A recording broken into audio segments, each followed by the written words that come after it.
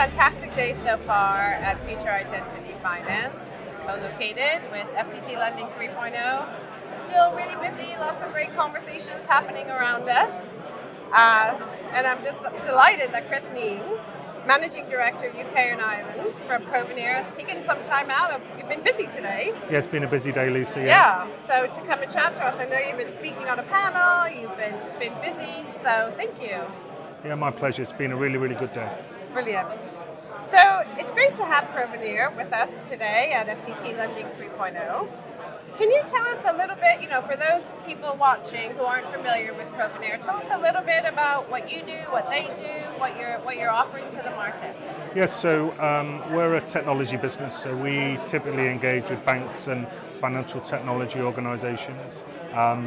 Where we are focused is sort of data-driven, AI-powered decisioning. So think about when you're applying for a credit card or you're managing a financial solution with a bank. Provenir is sort of the engine at the heart of that helps lenders assess like the creditworthiness of an individual or a business owner,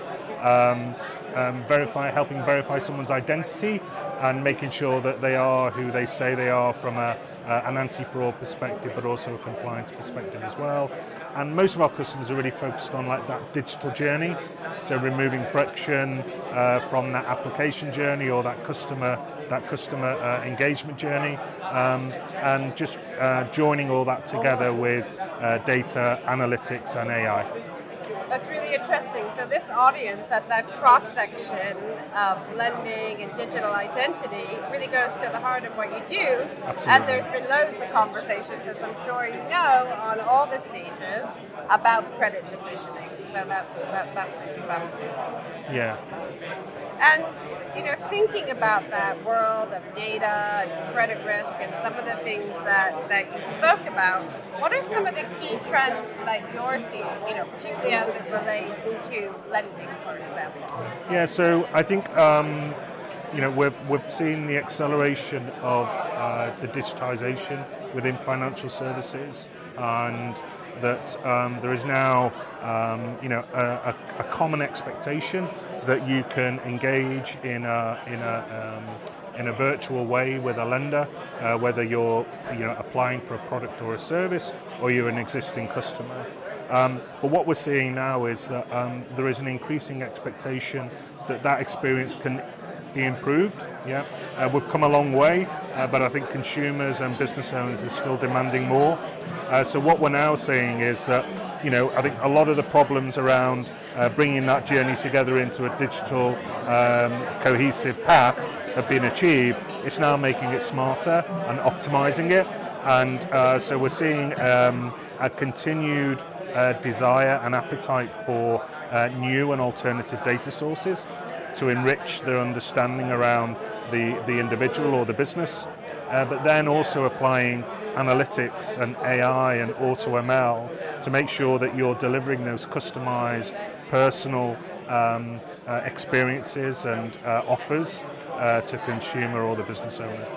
Yeah, those have definitely been some themes that we've heard spoken about today. I know probably easier said than done, but we had a really interesting conversation earlier about the inadequacy of some of the current credit referencing models. So it sounds like Provenir is really adding more to that. Yeah, so I think everyone recognises that a traditional credit bureau is based on what happened in the past that helps lenders predict what's going to happen in the future. And with the advances in data and the dynamic ability to access more real-time information through things like open banking and open finance and other new sources of information, it's making that that decision on whether to lend or not to lend or what to lend much more real time. So there's a much more dynamic element to how banks and lenders want to make these decisions, because basing your information on on an individual that's 2 or 3 months old, which is typically how the bureau have been able to provide information, and it's even worse for small businesses where you're relying on accounts that are a year out of date.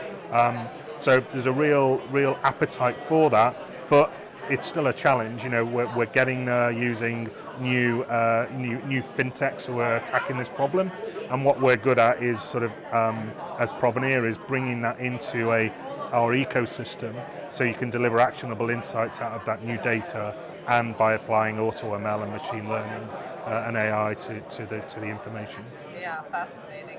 So given we're at a financial services event, and regulation and policy plays a huge role in the industry, what are some of the initiatives over the coming few years that you see as really having an impact on the sector? Yeah, so I think I think there's probably two key topics. There's customer vulnerability. So the FCA sent out a letter to the industry last summer, sending out some really clear guidelines that there has to be an increased focus on consumer protection, and that is absolutely a good thing.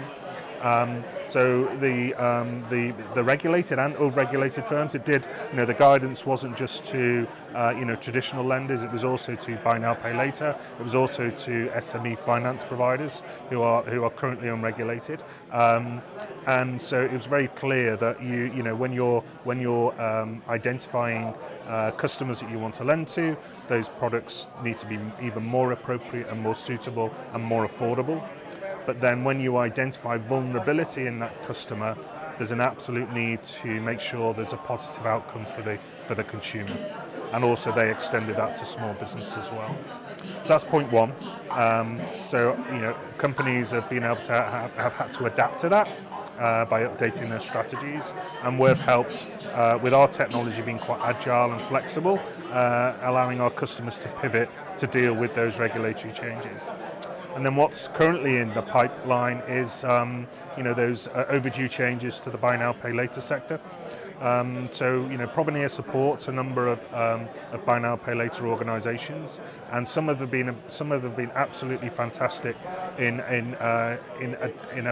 how they've approached providing their buy now pay later solutions in the similar way you would to a regulated product. So assessing creditworthiness more thoroughly, assessing affordability, but I think there has been a chase to the bottom across the broader BNPL sector, where a lot of those players have been chasing scale rather than profitability, and so what we're seeing now is that regulation will drive consolidation within the sector, certainly, because it's more as you have to deal with regulation, your costs increase. So that race to the bottom around margins will have to stop. The cost of money has increased. The cost of funds has increased.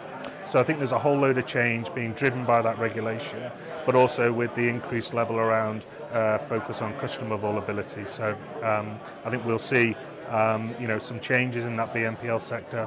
I know a number of the BNPLs have been in with the regulator over the last couple of weeks, addressing how they market and advertise their products, just being to make sure that it's really clear to consumer what the possible outcomes are with those products.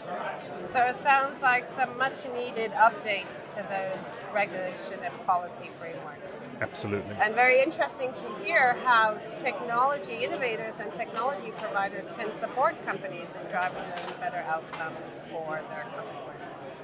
So thank you again for taking the time to join us. I hope you have a great day at the rest of FTT Lending 3.0 and Future Identity Finance. And thanks again to you and the team for being here with us today.